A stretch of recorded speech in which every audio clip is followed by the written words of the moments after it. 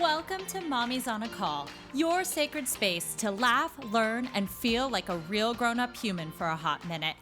I'm Stephanie Uchima Carney, a mom of 3 under 6, serial entrepreneur, business strategist, and donut connoisseur, just trying to get through the day one cold cup of coffee at a time. I believe that with more intention, a positive mindset, and self-care, it is possible to thrive in motherhood, business, and life. My mission is to uncover the daily rituals, life lessons, real-life tactics, and favorite tools to inspire and empower you, mommy, to get the most out of life every single unpredictable day. So grab your headphones, tell your kids you're on the potty, and tune in weekly for some laughs, knowledge bombs, and plenty of real talk with real moms, and maybe a dad or two. Welcome to the Mommy Pod. Hi, mamas, and welcome back to Mommy's on a Call. I cannot believe the kids are going back to school soon and summer vacation's almost over. I wanted to take a moment, though, to step back from all of the interviews to share a little bit about what's been going on in my life and why this summer all my podcast episodes have been a little bit irregular and not consistent. Normally, I would be releasing an episode every week, and even though I had things in the queue, a lot of stuff was going on behind the scenes. And while I'm an outgoing person, I tend to shy away from sharing my own personal life and stories for some reason. And so when it comes to talking about my personal life, I close off and go a little silent. But this summer, there's been a lot going on health wise between every kid getting sick and then me personally having to have surgery. So I had to put the podcast on the back burner until we all healed and rested. But my hope is with this episode is by sharing my story that maybe this will help someone else out there.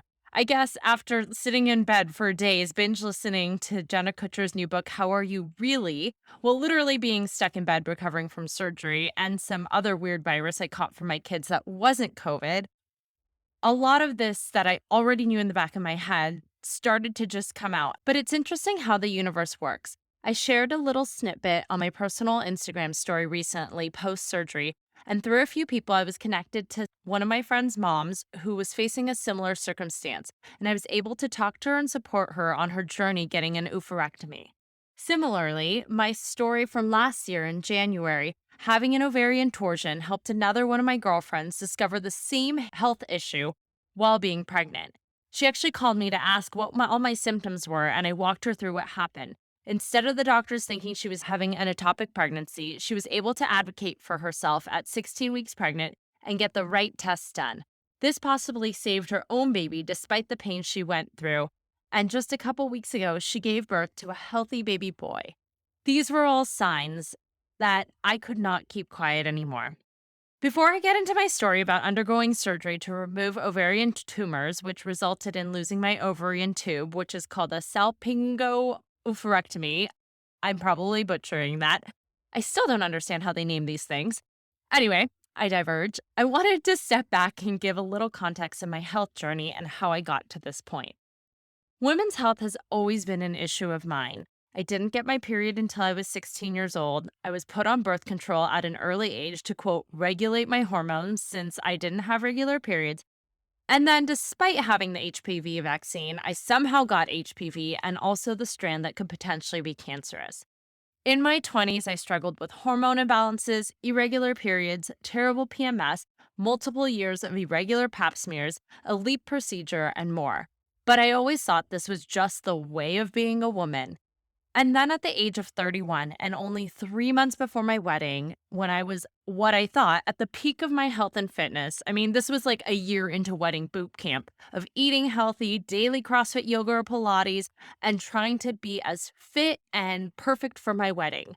I had a successful health blog called Cupcakes to CrossFit, and I was in the best shape, or so I thought.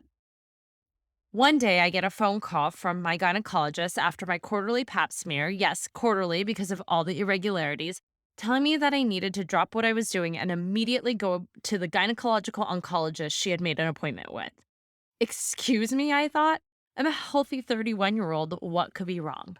It turns out that I was one of the unlucky ones whose HPV turned into early stage cervical cancer. Luckily, they found it early and it hadn't spread, but it did mean that I would have to stop all of my working out and everything that I was doing so I could have a cervical cone biopsy, meaning they would cut out part of your cervix with the bad cells, hoping to contain it. As the doctor nonchalantly told As the doctor nonchalantly told me the range of possible outcomes from likely having difficulty carrying kids due to a weakened cervix to never having kids because my cervix would be too damaged and could possibly be removed, I felt like I was watching a bad movie. I was only 3 months away from getting married, and the thought of possibly never having kids was something that never crossed my mind at the age of 31. And ironically, the cancer part scared me way less than the thought of never having kids. You would have thought this experience would have been my wake up call, but it wasn't. Fortunately, my surgery was a success, and although I lost a good portion of my cervix, about the size of a pinky, I was going to be able to have kids. My doctor did tell me, though, it was probably the second worst case she had seen in her practice. I got married, went off of birth control, and surprise, like many women out there, we couldn't get pregnant. We tried every month, and finally, the doctor diagnosed me with PCOS, which I found out later to be a completely incorrect diagnosis. Another lesson learned: do your research. I don't know why I just took her diagnosis of PCOS as, yep, that's what I have, but a lot of the things made sense, and I just assumed, yep, she's the doctor, that's what I have.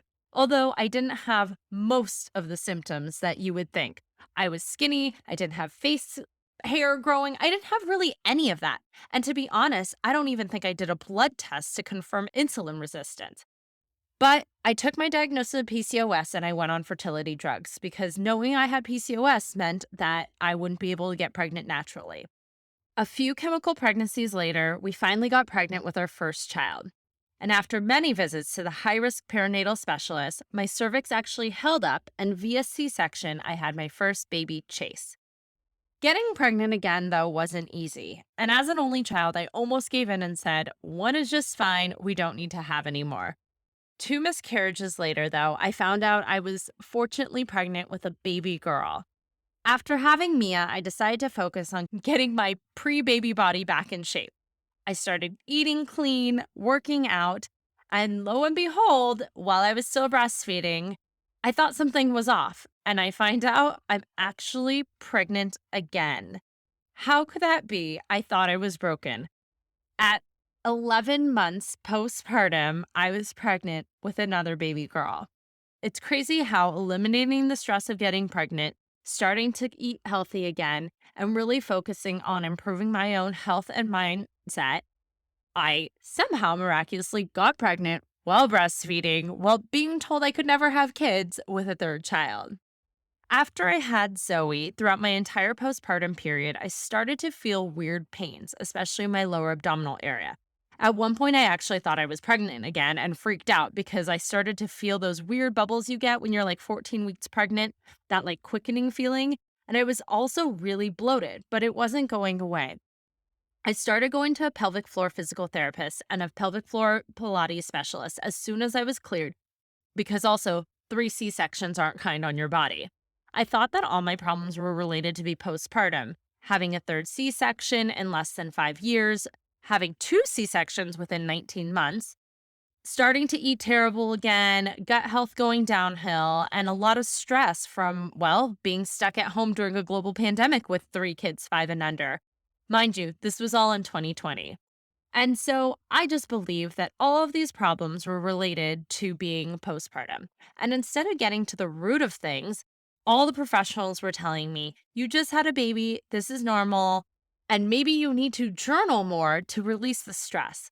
No kidding, I was having legit pains in my abdomen and regular cramping, but I was told to journal. And nothing against journaling, trust me, I still do it. But that as advice to alleviate that, I should have listened to my intuition that something was actually wrong with my body. For months, I had on and off pains, but again, it was brushed off as new mom stuff. Add on the fact that this was now January 2021.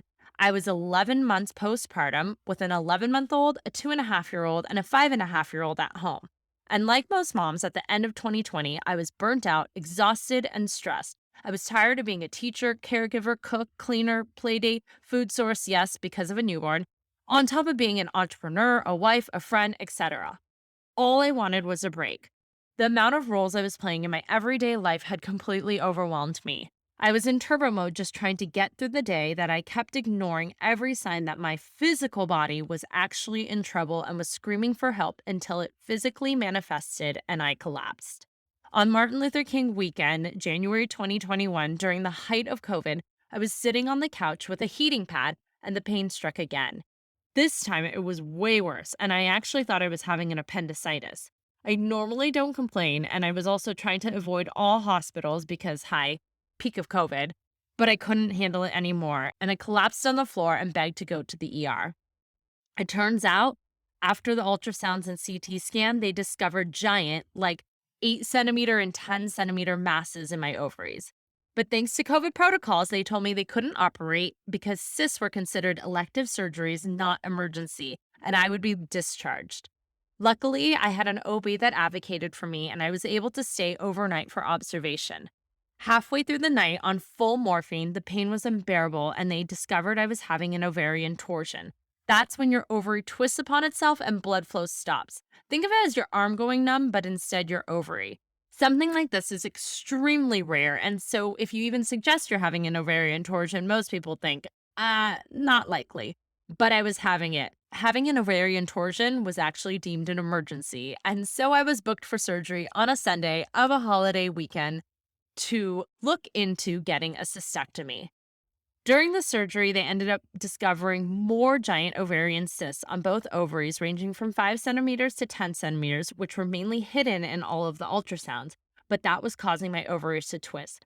The cysts, which I found out later by biopsy, ended up being tumors, mucinex cystoadenomas, aka ovarian tumors, were actually pulling my ovary down, and I was having intermittent torsions. Luckily, the torsion didn't cut off blood flow fully, and I was able to keep my ovaries after that surgery.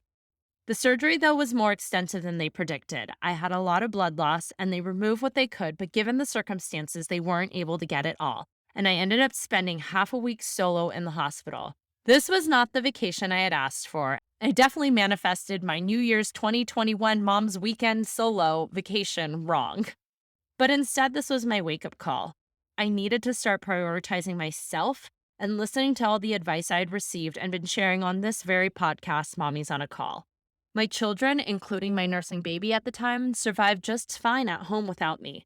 Nothing burned down, everyone was fed, bathed, and got to where they needed to be. But above all, everyone was still loved and taken care of. It didn't matter how or if the laundry got done, if the dishes were put away correctly. All that mattered was that they missed their mommy's hugs, and if I was not healthy, happy, and present, there was no way I could be there for them. Sadly, I had to immediately stop breastfeeding, and the recovery was like having a fourth C section. When I got home from the hospital, I made a promise to myself that my health would be my number one priority above anything. I quit most of my business coaching things. I took a step back from my business strategy business, and I decided that I would only keep the podcast because my health and wellness was number one. And through this, I started diving into what does this mean? What is this journey? I knew the chances of the tumors were coming back were high because they said they couldn't remove everything since I was bleeding excessively. And so from that point onward, January 2021 until now, I decided to make a commitment to figure out how to begin to heal myself from the inside out. And this, I embarked on my health journey in an attempt to salvage what I could. From holistic hormone health to functional medicine doctors, to tapping into my newly found spirituality and mindfulness, to starting classes at the Institute of Integrative Nutrition, I realized that this natural curiosity I've had for my entire life for health and wellness was slowly manifesting into something bigger. Flash forward to 2022, and in March, my gynecological oncologist discovered more ovarian tumors. While they were still less than 5 centimeters, the threshold for surgery, I knew it was only a matter of time before I would have to get them removed again. I was faced with more decisions, what to do next. All I wanted to do was get through my 40th birthday, which was in June, before another surgery and before potentially losing my ovaries. In June, I had another ultrasound and my tumor was already measuring at 7 centimeters. That's like a small lacrosse ball. And my doctor said that it had to be removed in the next month or else I could face another torsion. Many of my friends suggested that I just take both ovaries since there were tumors on both and be done with it. But what they didn't realize is it's not that easy. I did a lot of research during the last year and a half, and the side effects from going into early menopause is almost worse than actually potentially getting another surgery. For me, losing both ovaries was not going to be an option. My paternal grandmother had a total hysterectomy in her 30s and passed away at an earlier age than my grandfather. Doing my research, and again, I am not a doctor, but menopause, sides of going into early menopause can lead to dementia and early death and cardiovascular disease. My grandmother had dementia, which did not run in our family, and did die at an earlier age than she was potentially expected to. Immediate menopause was not going to be an option for me. And I basically said losing both ovaries was not an option unless I was in a life threatening situation. As you listen to this episode, I'm now in recovery from my surgery. I was afraid to record this episode beforehand because I wasn't sure what to expect, what would happen, how I would be feeling, and even what part of the story I wanted to share. I actually started drafting this episode almost immediately after the surgery, but due to not feeling great and my body telling me I really needed to rest, I decided to hold off until now to share my story.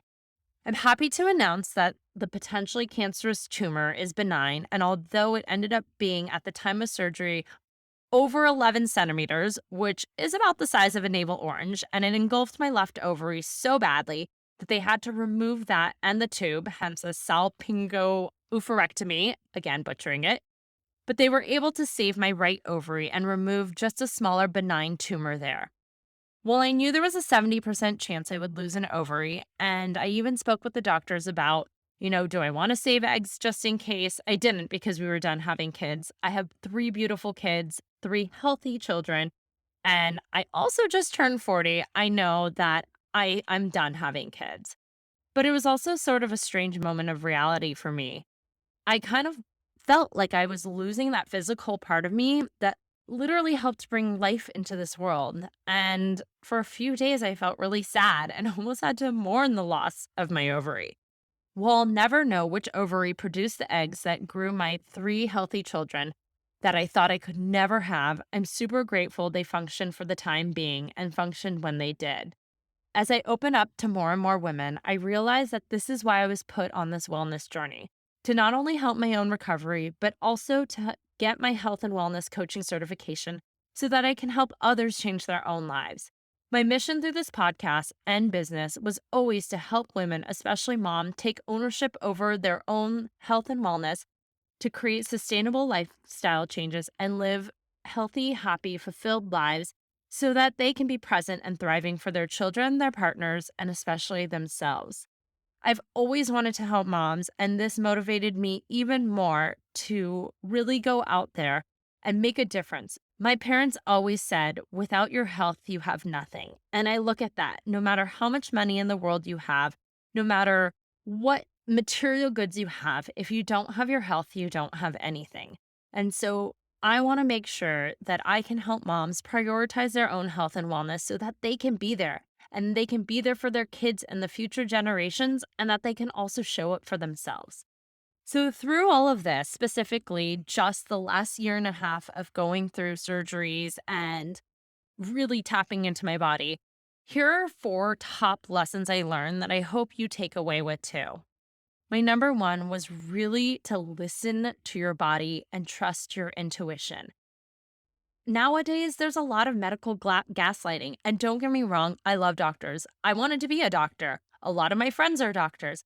There is nothing wrong with traditional, conventional medicine. It has saved so many people, and I'm a true believer in it. But sometimes you know yourself better than anyone else does. They know the textbook, they know the symptoms. They can only do so much.